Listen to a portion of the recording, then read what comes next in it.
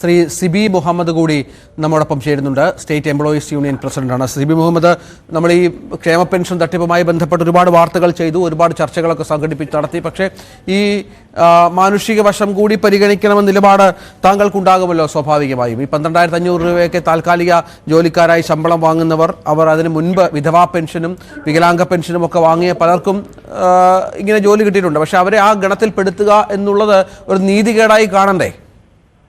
തീർച്ചയായിട്ടും ഈ വിഷയം ഉയർന്നു വന്നപ്പോൾ തന്നെ ഈ ക്ഷേമ പെൻഷൻ കൈയിട്ട് വാരി സർക്കാർ ജീവനക്കാർ ക്ഷേമ പെൻഷൻ കൈയിട്ട് വാരി എന്നൊരു മെസ്സേജ് പൊതുസമൂഹത്തിന് മുന്നിൽ വന്ന ഘട്ടത്തിൽ തന്നെ ഞങ്ങളെല്ലാവരും അതിശക്തമായി, എല്ലാ സർവീസ് സംഘടനകളും അതിശക്തമായി ആവശ്യപ്പെട്ട ഒന്നാണ്. അതാരാണെങ്കിലും അവരുടെ പേരുകൾ പ്രസിദ്ധപ്പെടുത്തണം. പക്ഷെ അങ്ങനെ ചെയ്യുമ്പോൾ തന്നെ ഞങ്ങളെല്ലാം ചൂണ്ടിക്കാണിച്ചിരുന്നു.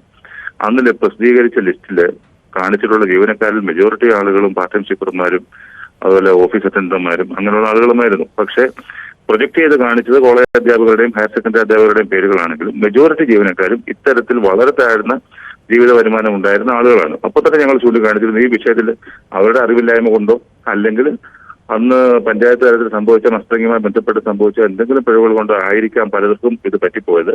അങ്ങനെയുള്ള കേസിൽ മാനുഷികമായ പരിഗണന കൂടി കണക്കാക്കി വേണം നടപടികളിലേക്ക് കടക്കാനെന്ന് ഞങ്ങൾ പറയുകയും ചെയ്തിരുന്നു. എന്നാൽ ക്ഷേമ പെൻഷൻ മനഃപൂർവ്വം കൈയിട്ടുള്ള ആരുണ്ടെങ്കിലും അവർക്കെതിരെ അതിശക്തമായ നടപടി കൈക്കൊള്ളണമെന്നും അവരുടെ പേരുകൾ പുസ്തകപ്പെടുത്തണമെന്നും ഞങ്ങൾ പറഞ്ഞിരുന്നു. പക്ഷേ കൃഷി വകുപ്പിൽ നിന്ന് ആദ്യം ഒരു നടപടി ഉണ്ടായപ്പോൾ അതിൽ ഒന്നാമത്തെ പേരുകാർ തന്നെ കാസർഗോഡ് ജില്ലയിലെ ഒന്നാമത്തെ പേര് മണ്ണ് സംരക്ഷണ വകുപ്പിൽ നിന്ന് ഒന്നാമത്തെ പേരായിട്ട് വന്ന ആളിന്റെ പേരൊക്കെ TV ചാനലുകൾ വലിയ വാർത്താ പ്രാതിനിധ്യത്തോടെ വലിയ അക്ഷരത്തില് അവരുടെ പേരുകൾ പ്രസിദ്ധീകരിക്കുകയും അവർക്ക് ജീവിക്കാൻ കഴിയാത്ത തന്നെ, അതായത് ക്ഷേമ പെൻഷൻ തട്ടിയെടുത്തു എന്നുള്ള പേരിൽ നാട്ടിൽ ജീവിക്കാൻ കഴിയാത്ത തരത്തിൽ തന്നെ പ്രൊജക്ട് ചെയ്യുന്ന രീതിയിലൊരു വാർത്ത വരികയും അത് സംബന്ധിച്ചൊരു അന്വേഷണം നടത്തിയപ്പോൾ ആ വീട്ടിലെ രണ്ടാമത്തെ പെൺകുട്ടിക്ക് സെറിബ്രൽ പാൾസി രോഗബാധിതയായിരുന്ന ഒരു കുട്ടി, ആ കുട്ടിക്ക് പെൻഷൻ അനുവദിച്ചപ്പോൾ അതിന് മസ്റ്ററിംഗ് നടത്താൻ പോകാൻ കഴിയാത്ത തരത്തിൽ ബുദ്ധിമുട്ടായപ്പോൾ അതിന്റെ അമ്മയുടെ പേരിൽ അതിന്റെ ബാങ്കിലേക്ക് പൈസ വന്നുകൊണ്ടിരിക്കുകയായിരുന്നു.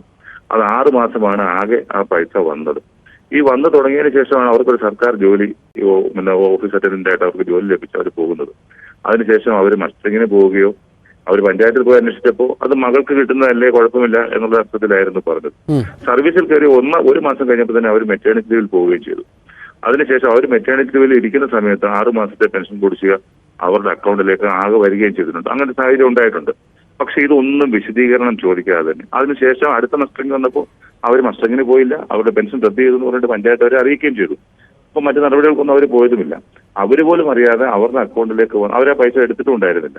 അവരുടെ അക്കൗണ്ടിലേക്ക് വന്ന ഈ 6 മാസത്തെ പെൻഷൻ തുക തിരിച്ചടയ്ക്കാൻ തയ്യാറാണെന്ന് പറഞ്ഞവര് ഡിപ്പാർട്ട്മെന്റിനെ അറിയിച്ചിരുന്നു, അവർ പഞ്ചായത്തിനെ അറിയിച്ചിരുന്നു. എന്ത് നടപടികൾക്ക് വിധേയമാകാവുന്ന അവർ പറഞ്ഞിരുന്നു. പൈസ അവർക്ക് അറിവില്ലായ്മ കൊണ്ട് വന്നാണ് അവർ ലീവിലുമായിരുന്നു. എന്നിട്ടും അവരോടൊരു വിശദീകരണം പോലും ചോദിക്കാതെയാണ് ആ ഏറ്റവും താഴ്ന്ന ജീവനക്കാരി, ഒരു ഓഫീസിലെ ഏറ്റവും താഴ്ന്ന തരത്തിൽ ജോലി ചെയ്യുന്ന ഒരു ജീവനക്കാരിയെ ഇമ്മീഡിയറ്റ് ആയിട്ട് മണ്ണ് സംരക്ഷണ വകുപ്പ് ഡയറക്ടർ സസ്പെൻഡ് ചെയ്തത്.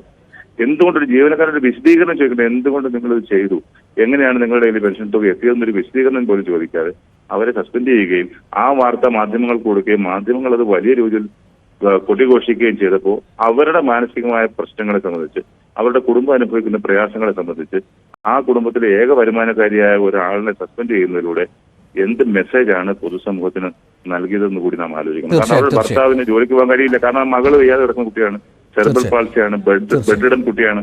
ആ കുട്ടിയെ സംരക്ഷിക്കേണ്ട ഭർത്താവ് ആ കുട്ടിയെ നോക്കാൻ വേണ്ടി വീട്ടിലേക്കാണ് ഈ ഭാര്യ ഈ ഏറ്റവും താഴ്ന്ന 15,000 രൂപയ്ക്ക് താഴെയുള്ള ഒരു ജോലിക്കായിട്ട് ഓഫീസിലേക്ക് പോയിക്കൊണ്ടിരുന്നത്.